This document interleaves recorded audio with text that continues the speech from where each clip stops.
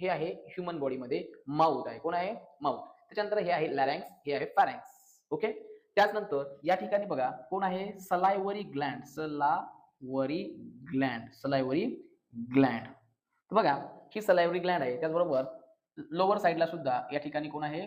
सलायव्हरी Gland आहे. कोण आहे? सलायव्हरी ग्लँड.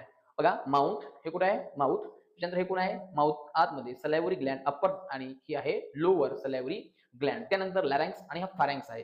त्याच्यामध्ये या ठिकाणी फूड पाईप तुम्हाला दाखवला आहे. तर हा कोण आहे? फूड पाईप आणि फूड पाईपला कनेक्टेड असलेला कोण आहे? जठर आहे. कोण आहे? जठर. त्याच्यानंतर या खाली स्मॉल इंटेस्टाईन दाखवले. काय दाखवलं आहे? Small intestine. आणि या ठिकाणी ज्या ठिकाणी अपेंडिक्स आहे. कोण आहे? अपेंडिक्स. म्हणजे या ठिकाणी एक जोडलेला भाग आहे जो की निरुपयोगी आहे आणि तो लहान आतडा आणि मोठे आतडे ज्याला आपण लार्ज इंटेस्टाईन असं म्हणतो. स्मॉल इंटेस्टाईन आणि लार्ज इंटेस्टाईन या दोघांच्या कनेक्टिव्ह या ठिकाणी ज्या ठिकाणी जोडला आहे त्या ठिकाणी अपेंडिक्स म्हणून छोटासा एक भाग असतो जो की वेस्टिजियल आहे. कसा आहे तो? वेस्टिजियल आहे, निरुपयोगी आहे. ओके.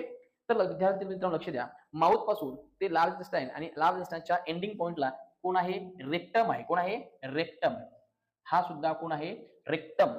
जो की या ठिकाणी वेस्टेज मटेरियल काय होते? जमा होत असते. कुठलं? तर आपल्या शरीरामधलं जे की आपल्या स्मॉल इंटेस्टाईन मध्ये असेल किंवा लार्ज इंटेस्टाईन मध्ये असलेलं वेस्ट मटेरियल त्याला आपण चोथा म्हणतो. तो या ठिकाणी काय होत असतो? जमा होत असतो. याला आपण रेक्टम असं म्हणतो. आणि रेक्टमच्या नंतर जो काही ओपनिंग स्पेस असतो किंवा जो एंडिंग पॉइंट असतो त्याला आपण ॲनस म्हणतो. काय आपण? ॲनस. तर अशा पद्धतीनं हे कोण आहे? आपली डायजेस्टिव्ह सिस्टीम आहे. काय ही? Digestive system. कोण आहे? Digestive system.